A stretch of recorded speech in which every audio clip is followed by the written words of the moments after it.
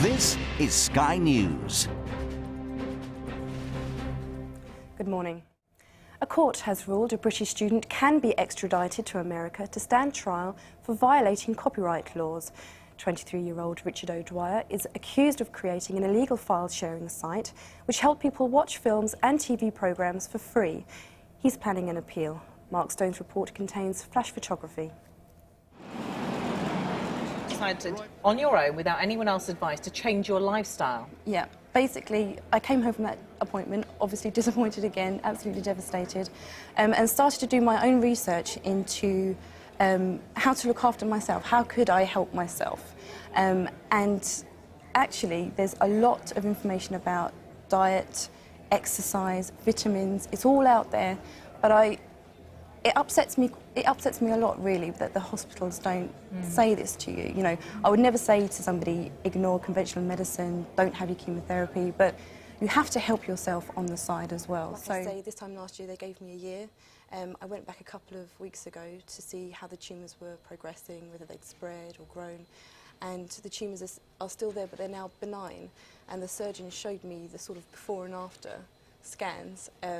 And obviously, I'm not medically trained, I don't know exactly what I'm looking at, but the scans from last year show that the tumours are like a lighter colour, and now they're much darker, which shows that they're benign, so the cancer has effectively been starved. So you feel like the people have kind of got a feel for this uprising, and feel that they're protesting quite a lot. Yeah, that's right. And there does seem to be a feeling of stubbornness amongst the military. There are all these promises about handing over power after the 6 months. The 6 months has now come and gone.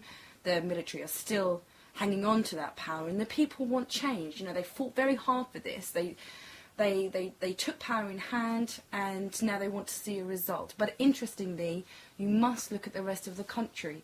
There doesn't seem to be very much uprising elsewhere. Okay, there might be the want for change, but it just seems to be mainly in the city, Cairo, Tahrir Square, that there seems to be all this uprising and activity, and I think that's important to consider.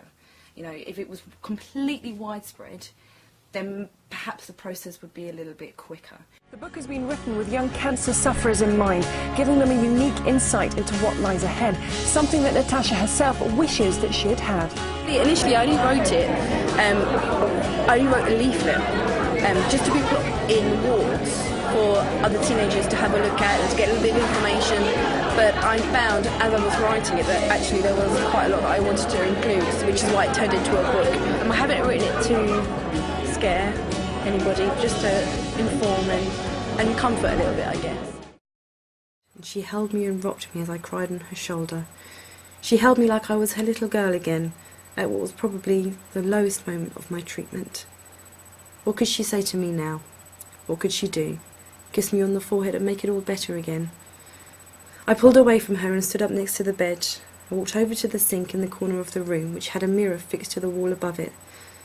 So there I was, face to face with my nightmare. The one thing that had haunted me since the day I had been diagnosed. Other than a few wispy strands left at the back of my head and behind the tops of my ears, I was bald.